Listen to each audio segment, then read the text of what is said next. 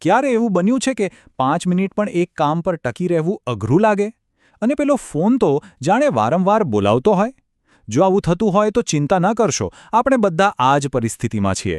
આજે આપણે એ જ સમજવાના છીએ કે આ એકાગ્રતા પાછળનું વિજ્ઞાન છે શું. આ એવી શક્તિ છે જે આપણને ભણવામાં, કામમાં, સંબંધોમાં પણ સફળ બનાવે છે. તો ચાલો જોઈએ કે આપણું આ મન આખરે કામ કઈ રીતે કરે છે.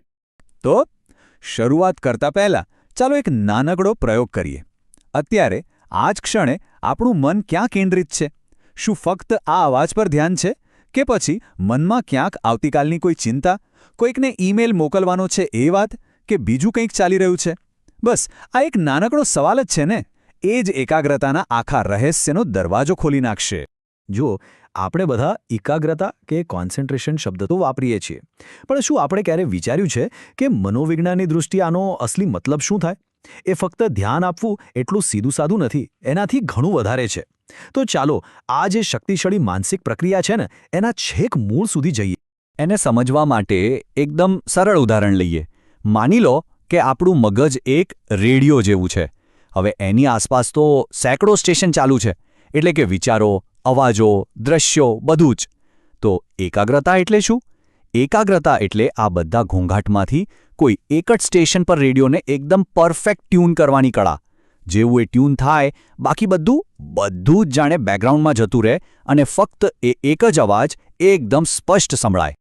અને ખબર છે, આમાં સૌથી મજાની વાત શું છે? આ ફક્ત મગજની રમત નથી, આપણું આખું શરીર આમાં જોડાઈ જાય છે. તમે જ વિચારો, રાત્રે અચાનક કોઈ અજાણ્યો અવાજ આવે તો શું થાય છે? તરત જ આપણું શરીર એકદમ સ્થિર થઈ જાય છે, શ્વાસ પણ જાણે રોકાઈ જાય અને કાન એ દિશામાં સરવા થઈ જાય છે. આ જે શારીરિક તૈયારી છે ને, એના વગર આપણે કશું જ બરાબર અનુભવી કે સમજી શકતા નથી. એટલે કહી શકાય કે કોઈપણ અનુભવ માટેનું પહેલું પગથિયું જ ધ્યાન છે. સારું, તો આ તો થઈ સાદી ભાષામાં વાત. પણ જે નિષ્ણાતોએ પોતાની આખી જિંદગી માનવ મનનો અભ્યાસ કરવામાં વિતાવી છે, એ લોકો આ એકાગ્રતાને કઈ રીતે જુએ છે? ચાલો એમની વ્યાખ્યાઓ જોઈએ, કારણ કે એનાથી આપણને આ વિષયનું એકદમ સ્પષ્ટ અને ઊંડાણપૂર્વકનું ચિત્ર મળશે. અહીંયા ગેરેટે એક બહુ જ મહત્વના શબ્દ પર ભાર મૂકે છે, અને એ શબ્દ છે પસંદગી. ધ્યાન રાખવું એ કોઈ અકસ્માત નથી, એ એક નિર્ણય છે, એક ચોઇસ છે. જેમ કે જ્યારે આપણે સોશિયલ મીડિયાની નોટિફિકેશનને ઇગ્નોર કરીને આપણા કામ પર ધ્યાન આપીએ છીએ, ત્યારે આપણે સક્રિય રીતે પસંદગી કરી રહ્યા છીએ. આપણે એક વસ્તુને એટલે કે કામને પસંદ કરીએ છીએ અને બીજી વસ્તુને એટલે કે નોટિફિકેશનને નકારીએ છીએ. અને જેમ્સ ડ્રેવર પણ આ જ પસંદગીના વિચારને થોડો આગળ લઈ જાય છે. એ કહે છે કે આ ખાલી પસંદગી નથી, પણ જે વસ્તુ પસંદ કરી છે એના પર માનસિક કેન્દ્રીકરણ કરવું છે. આનો મતલબ શું? મતલબ એ કે આપણી બધી જ માનસિક ઊર્જા એક જ જગ્યાએ ભેગી કરવી, બિલકુલ પેલી રીતે જાણે આપણે બહિર્ગોળ કાચથી સૂર્યના બધા કિરણોને એક જ ટપકા પર ભેગા કરીને કાગળ સળગાવીએ ને, બસ એવું જ કંઈક. તો હવે આપણને એ તો ખબર પડી ગઈ કે એકાગ્રતા એટલે શું, પણ સવાલ એ છે કે તે કામ કઈ રીતે કરે છે. એને બરાબર સમજવા માટે આપણે એને 6 અલગ અલગ ભાગોમાં વહેંચીને જોવું પડશે. એમ સમજો કે આ 6 લક્ષણો એકાગ્રતાના એન્જિનના 6 સૌથી મુખ્ય પાર્ટ્સ છે, અને આ બધા ભેગા મળીને જ તેને તાકાત આપે છે. તો આ છે એ 6 લક્ષણો જેનાથી એકાગ્રતાની આખી પ્રક્રિયા બનેલી છે. આપણે એક પછી એક દરેકને જરા ઊંડાણથી સમજીશું, જેથી આખો કન્સેપ્ટ એકદમ ક્લિયર થઈ જાય. તો ચાલો શરૂઆત કરીએ પહેલા લક્ષણથી, જે છે પસંદગીયુક્ત.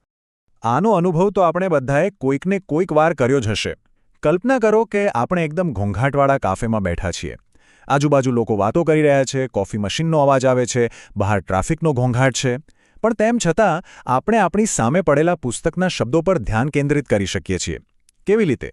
કારણ કે આપણું મગજ સક્રિય રીતે પુસ્તકને પસંદ કરી રહ્યું છે અને બાકીના બધા જ અવાજોને જાણે ફિલ્ટર કરી રહ્યું છે.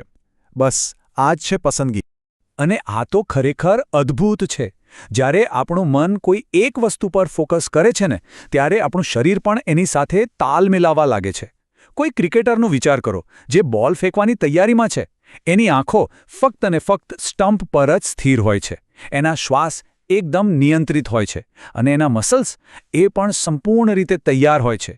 આ જ છે મન અને શરીરનું પરફેક્ટ કોઓર્ડિનેશન, એટલે કે સમાયોજન. અને આનાથી જ એકાગ્રતા શક્ય બને છે. એકાગ્રતાનો મતલબ એ નથી કે કોઈ ફોટાને બસ જોયા જ કરવો. ના, એ તો એક ફિલ્મ જોવા જેવું છે, જે સતત બદલાતી રહે છે. જેમ કે જ્યારે આપણે કોઈ પેઇન્ટિંગ પર ધ્યાન આપીએ છીએ ત્યારે મન પહેલાં એનો મુખ્ય આકાર જુએ છે, પછી એના રંગો પર જાય છે, પછી એની નાની નાની ડિટેલ્સ શોધે છે, અને પછી કદાચ એ પેઇન્ટિંગ પાછળની ભાવનાને સમજવાનો પ્રયત્ન કરે છે. આપણું મન એક ડિટેક્ટિવની જેમ સતત નવી માહિતી અને ઊંડાણ શોધતું જ રહે છે. આપણે મોટાભાગે કોઈ કારણ વગર ક્યાંય ધ્યાન કેન્દ્રિત નથી કરતા, ખરું ને? એની પાછળ હંમેશા કોઈને કોઈ હેતુ, કોઈ ગોલ છુપાયેલો હોય છે. જેમ કે એક સ્ટુડન્ટ પરીક્ષામાં સારા માર્ક્સ લાવવાના ધ્યેયથી ભણવા પર ધ્યાન કેન્દ્રિત કરે છે. એક શેફ એકદમ સ્વાદિષ્ટ વાનગી બનાવવાની અપેક્ષાથી મસાલા પર ધ્યાન આપે છે. આ જે ભવિષ્યનો હેતુ છે ને, એ જ આપણા ધ્યાનને તાકાત અને સાચી દિશા આપે છે. અને આ કદાચ સૌથી મહત્વનું લક્ષણ છે. જરા વિચારો, જે વિષય આપણને બોરિંગ લાગતો હોય એના પર 5 મિનિટ ધ્યાન આપવું પણ પહાડ ચડવા જેવું લાગે છે. પણ એ જ આપણે જ્યારે આપણી મનપસંદ ફિલ્મ જોતા હોઈએ કે કોઈ મસ્ત મજાની ગેમ રમતા હોઈએ તો કલાકો ક્યાં જતા રહે છે ની ખબર પણ નથી પડતી. આ જ તો છે પ્રેરણાનો જાદુ. આપણી રુચિ, આપણી જરૂરિયાતો અને આપણા ગોલ્સ, આ જ બધું નક્કી કરે છે કે આપણું ધ્યાન ક્યાં લાગશે અને કેટલી વાર ટક. અને હવે આપણે આવી પહોંચ્યા છીએ છેલ્લા અને કદાચ સૌથી રસપ્રદ લક્ષણ પર. આ લક્ષણ આપણને બતાવે છે કે કોઈ પણ સમયે આપણી ચેતનાનું જે દૃશ્ય છે, જે લેન્ડસ્કેપ છે, એ કેવું દેખાય છે. એમ સમજી લો કે આ આપણા ધ્યાનનો એક આંતરિક નકશો છે. એને સમજવા માટે એક થિયેટરની સ્પોટલાઇટની કલ્પના કરો. સ્પોટલાઇટની બરાબર વચ્ચેનો જે ભાગ હોય એ કેવો હોય? એકદમ તેજસ્વી અને સ્પષ્ટ. અને એની આસપાસનો પ્રકાશ કેવો હોય? થોડો ઝાંખો અને ફેલાયેલો. બસ આપણું ધ્યાન પણ બિલકુલ આ જ રીતે કામ કરે છે. તો આ જે સ્પોટલાઇટનો એકદમ તેજસ્વી ભાગ છે, એ છે આપણો કેન્દ્ર પ્રદેશ. જે વસ્તુ પર આપણું સંપૂર્ણ અને સક્રિય ધ્યાન છે, જેમ કે અત્યારે આ સ્ક્રીન પર દેખાતા શબ્દો, એ બધું કેન્દ્ર પ્રદેશમાં છે. એમ કહી શકાય કે આ આપણી ચેતનાના સ્ટેજ પરનો મુખ્ય કલાકાર છે, જેના પર બધી જ લાઇટો કેન્દ્રિત છે. અને પેલો સ્પોટલાઇટની આસપાસનો જે ઝાંખો પ્રકાશ છે, એ છે સીમા પ્રદેશ. અહીંયા એવી બધી વસ્તુઓ છે જેની આપણને ખબર તો છે, પણ આપણે એના પર ધ્યાન નથી આપી રહ્યા. દાખલા તરીકે, અત્યારે આપણે જે ખુરશી પર બેઠા છીએ એનો સ્પર્શ, કે પછી રૂમમાં ચાલતા પંખાનો ધીમો અવાજ, આ બધું હાજર તો છે, પણ આપણા ધ્યાનના દૃશ્યની એકદમ ધાર પર છે. તો ચાલો આ બંને વચ્ચેનો તફાવત એકદમ સ્પષ્ટ કરી લઈએ. કેન્દ્ર પ્રદેશમાં બધું જ એકદમ ક્લિયર છે, એ આપણું મુખ્ય ફોકસ છે, અને આપણું મગજ એને સક્રિય રીતે પ્રોસેસ કરી રહ્યું છે. બીજી બાજુ સીમા પ્રદેશમાં બધું અસ્પષ્ટ અને ઝાંખું છે. એ ફક્ત આપણી આસપાસની એક જાગૃતિ છે, જેના પર મગજ બહુ સક્રિય રીતે કામ નથી કરી રહ્યું. અને આપણું ધ્યાન સતત આ કેન્દ્ર અને સીમા પ્રદેશ વચ્ચે આમ તેમ ફરતું રહે છે. તો આ બધાને જોડીને આપણે શું સમજ્યા? આપણે એ શીખ્યા કે એકાગ્રતા કોઈ જાદુઈ શક્તિ નથી. એ એક કૌશલ્ય છે, એક સ્કિલ છે, એક એવી પ્રક્રિયા જેને આપણે સમજી શકીએ છીએ અને એને વિકસાવી પણ શકીએ છીએ. એ સાચી પસંદગી, શારીરિક તાલમેલ, સતત કંઈક નવું શોધવાની વૃત્તિ અને એક મજબૂત પ્રેરણાનું પરિણામ છે. તો ચાલો આપણે ફરીથી પહેલા સવાલ પર પાછા જઈએ. આ બધું જાણ્યા પછી શું હવે આપણે આપણા ધ્યાનને વધુ સારી રીતે ઓળખી શકીએ છીએ?